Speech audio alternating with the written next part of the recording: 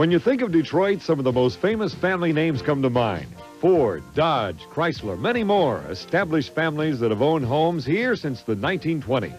At the same time, Detroit is a city coming back. Its downtown Renaissance Center is world famous. With its sculpture and reconstruction downtown, this is a city dressing up for the 1990s and decades to come. Hi, everybody, and welcome to Detroit. I'm Don Poyer along with Jim Hendrick. As you know, one of our drivers last week, Steve Reynolds in the Cellular One, was injured. And before we start off today's activities, we have a couple of messages for him. First of all, from the head referee, we've got to bring in Lee Shaineth. He's already upset about something, Lee. Listen, you missed the first heat. That's a lap penalty. Steve, you're already in hot water. Jim, you got a message for him? Well, I got a message. Get well, you big lug. We miss you. And what about you people? Got a message for Steve? We miss you, Steve! All righty. Well, it's time to go to work. So, James, go earn a living and let's get to racing. You know, when you come down to think about it, the Cellular One is not here. You still got a challenge from Pringles, Jim. But I think maybe one of your main competition has to be Chip Hanauer. He knows this river, and he's been successful here before. Well, he's won 4 out of the last 5 here, and I've only won once, so that kind of puts a little more pressure on me, but, you know, it still puts pressure on him. He has to kind of keep his string going here, too, and they've been having their problems down there, and we've been running very well, so I don't know. I'd have to say we're the favorite, and I would say Chip is probably very close. Right now, Don Poyer is down with Chip Hanauer. Let's check in with the Miller American camp. Is the water here a neutralizer to some degree? I think to some degree. I think, on the other hand, though, not only do the other guys seem to be going faster, they seem to be doing it easier. So I don't know that's really going to work in our favor this week. Well, this, as you always say, is like Yankee Stadium of hydroplane racing, and I know it's a special spot for you. It's like good luck today. Thanks. It's been good to us in the past, yeah. And maybe it'll do it again. Okay. Let's go now to Jim for the rundown of Heat 1A. 7 boats in the field today for this, the 4th race of 1987, and the first 4 that'll compete in Heat 1A are Pocket Savers Plus, Jerry McCoskey Buick, driven by Todd Yarling. Mitch Evans in the Pepsi America's Choice U15. Scotty Pierce in the U8 Mr. Pringles. And the defending champion of this event, Chip Hanauer, in the Miller American. And Don, that's the way they stack up. How about Heat 1B? Okay, thanks, Jim. 3 boats now in Heat 1B, and here's the rundown. First of all, Jerry Hopp in the Thor Racing, the U7 Unlimited. Next comes Ron Snyder in the Hulset Miss Madison. And finally, setting a new course record, Jim Kropfeld at better than 150 miles per hour in the Miss Budweiser. So that'll do it. All 7 boats are ready. We're ready here in the Motor City. We'll be right back with Heat 1A after this timeout.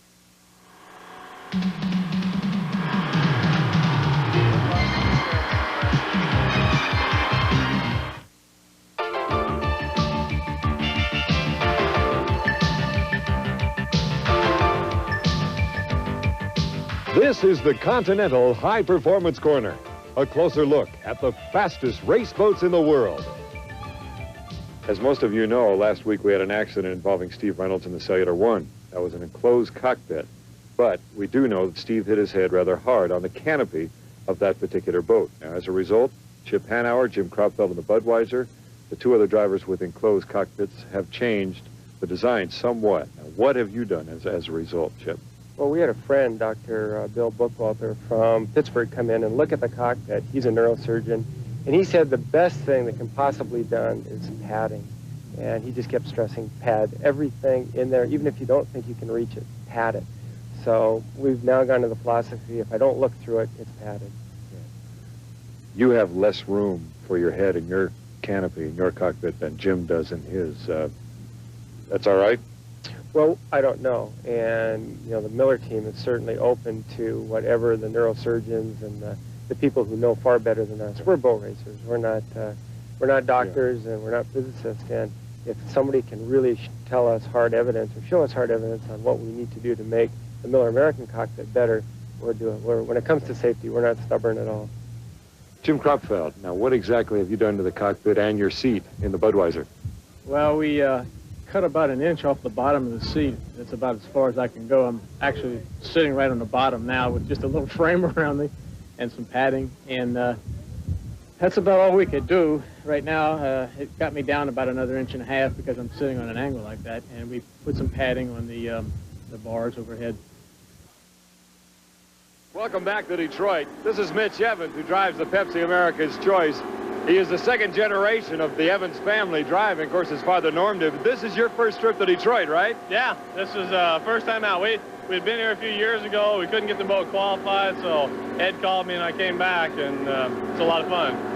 What's it feel like? You know your dad drove out here, coming down into Detroit, the Yankee Stadium of the Hydros, as Chip Hanauer puts it. Yeah, it's really exciting for me. You know, I remember coming out here when I was a small child, and coming back and racing now is it's real exciting. Your bloodline continues, huh? Oh yeah. Especially in a boat like this, being a conventional, you know, and a rough course, it's unreal. Okay, well, good luck. All right, thanks.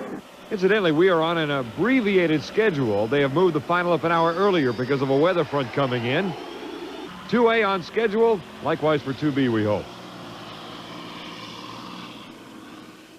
All four boats up and running here in Heat 2A, the second flight. Miller American again matched with the Mr. Pringles.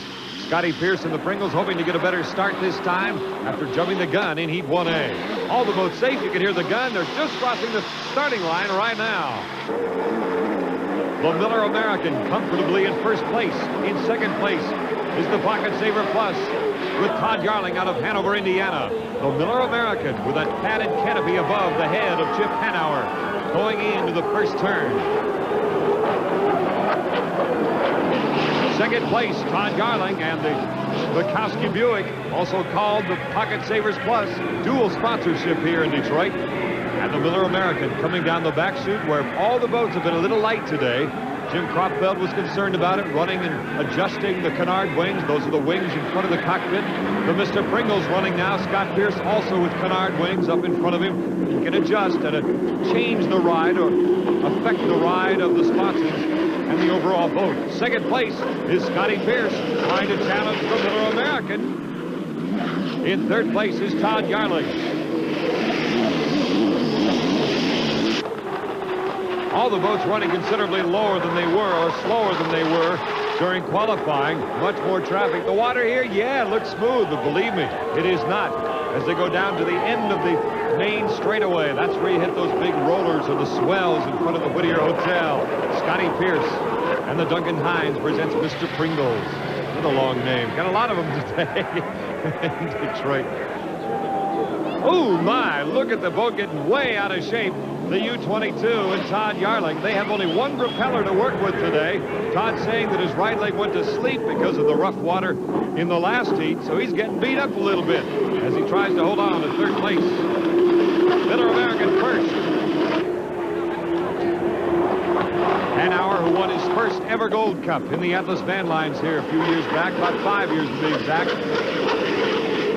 Scotty Pierce with one victory to his credit, that being back in '85 down in Miami in this particular boat when it was powered by a Merlin engine, a piston engine. No longer. We don't have any Merlin engines in this sport anymore, with the exception of the Boy Alberto, which we'll see out in Tri-Cities, out in Washington, the western half of the swing on this circuit. And the Mr. Pringles again.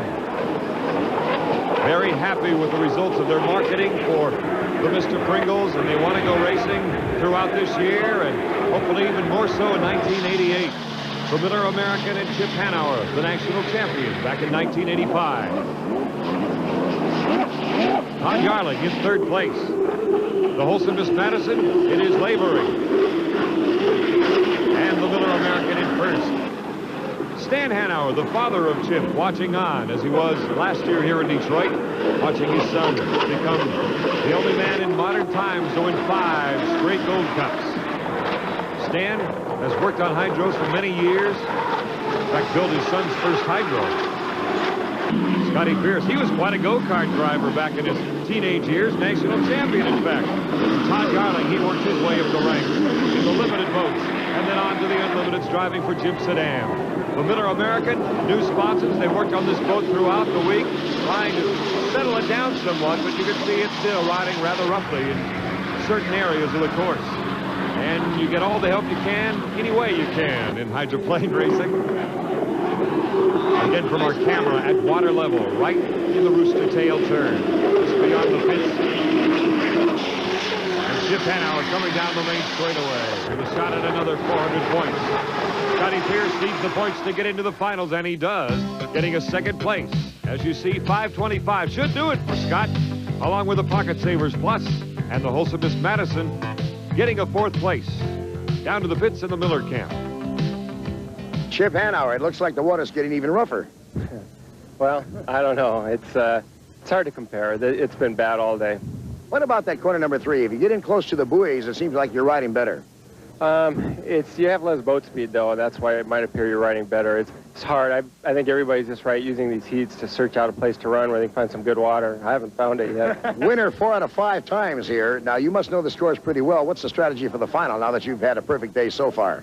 Well, Jim Cropfield's running really well, and I don't know that anybody can stay with him, but I think if there's anybody that can, it's the Miller American, and we'll just do our best to do that. Thank you, Chip. Okay, Don. The humidity continues to climb, the temperature continues to climb, and so do your points. I know you made a mistake on the first heat, but you're in the final now after the 2nd place here in the heat. Well, that was the object. I really feel bad about that first heat. I haven't done anything that stupid since Miami in '85, and I won that day. Maybe this is an omen. I hope so. I feel bad for Pringles, and I know better than that. I timed off a wrong buoy once again. But like they say, though, aggressive mistakes are often forgivable. It's the other ones that are hard to accept. Well, that's true. You know, the boat's really running so much better now than what it has been, and so we're real pleased going into the final. We need to tame the boat down a little bit, and we're going to do everything we can to get her tame, even if that includes going back home to Seattle, redoing the spots. Okay. I think you're going to have a good show. And Detroit isn't known just for making good-looking automobiles. We'll be right back after this.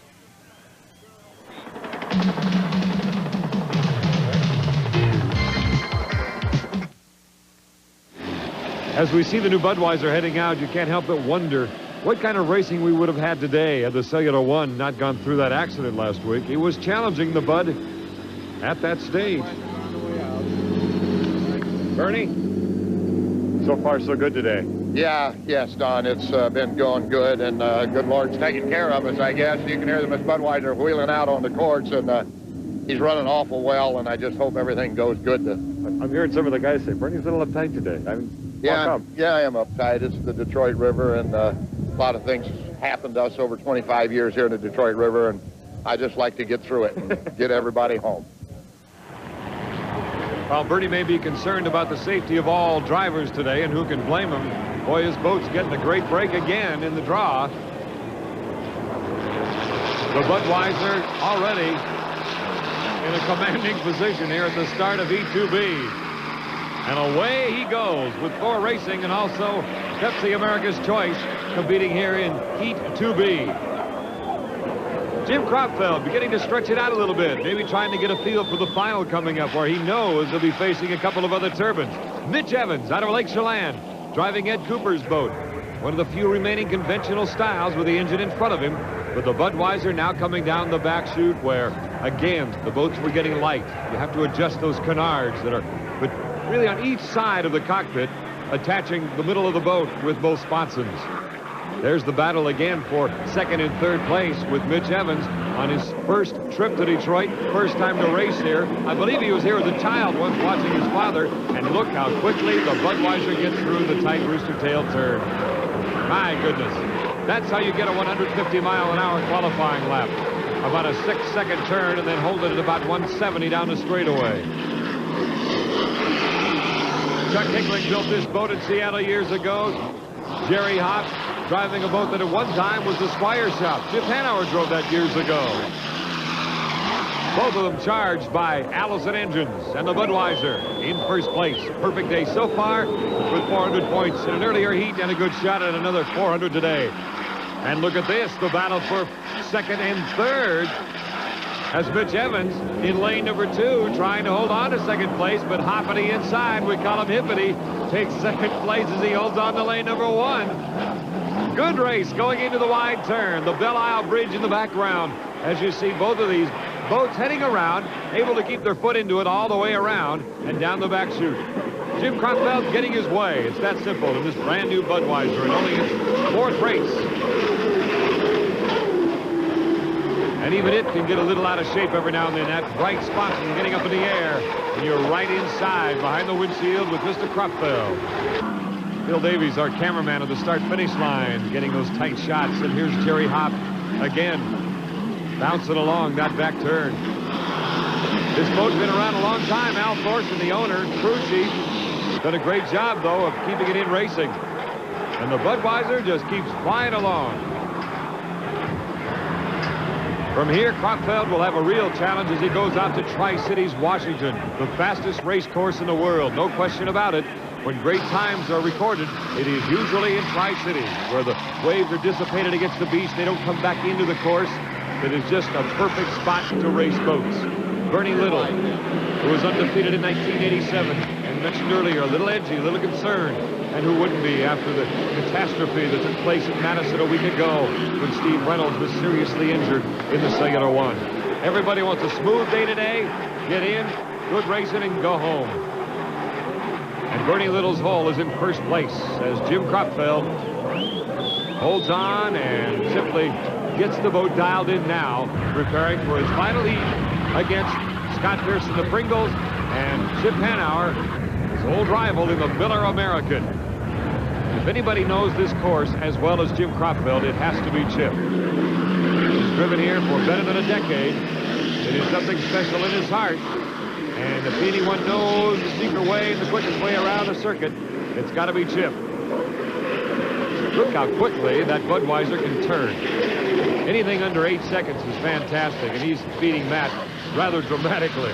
The Budweiser in first place here in E2B, ready for the final. 800 big ones for Cropfeld and Company, then the Thor Racing with 525. And it looks like America's Choice Pepsi is going to miss the final by just a few pesos. Down to the pits. All right, Jimmy, it's not only been preliminary time, but it's also been testing time with the canards. Do you feel now you've got it set up for the final? You'll never have it set up on the Detroit River. All right. What about this Blue Hanky? Are you ever going to tell me what this is about? Well, we'll just kind of keep it to ourselves for a while. I'm dying to know what this Blue Hanky... Before the season's over, you're going to tell me why you're wearing this. Well, we'll see how good you are. Okay, Don. Somebody looks kind of tired. You okay there? Yeah, I'm okay. The Detroit River is never kind, huh? Yeah. I don't know, if somehow, for some reason, we're getting a lot of heat from the engine in the cockpit. And it's just, it must be 120, 130 degrees in there. And just really gets to you after you're driving out. Well, plus trying to steer in here as well. Yeah, hanging on's another problem. Okay. Well, nice going, Jerry. Second place. Yeah, we're in the final heat, and that's what we wanted. And we had to do a little playing around there with Pepsi to get by him on the inside, but I got that, and then I got by him. It really made our day. We pause before E2B, and the crowd has a message for injured driver Steve Reynolds.